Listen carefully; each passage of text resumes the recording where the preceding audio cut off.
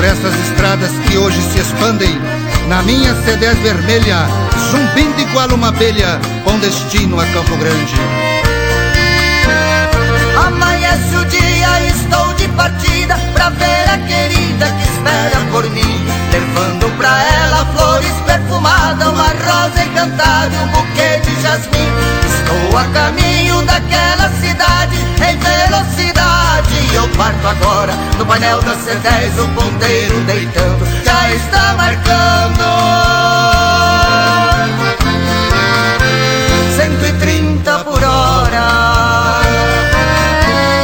Eu vou afundando o acelerador pra chegar depressa e ver meu amor. Ela no portão, ansiosa a esperar a C10 vermelha em sua casa chegar.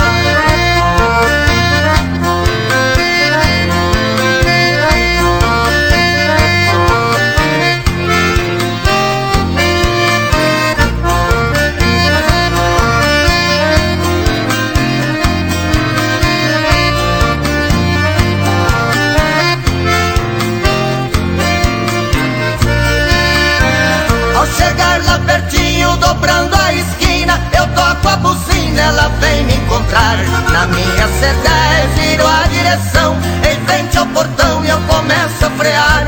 Eu abro a porta e a vejo ao meu lado, muito apaixonado eu começo a beijar. Nos seus lábios de mel sou igual uma abelha, é a C10 vermelha.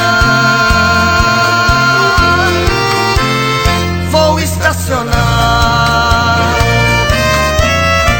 Passo a noite com ela ao meu lado, fazendo carinho, amanheço acordado. E às 4 horas ainda é madrugada, a C10 vermelha e eu ponho na estrada.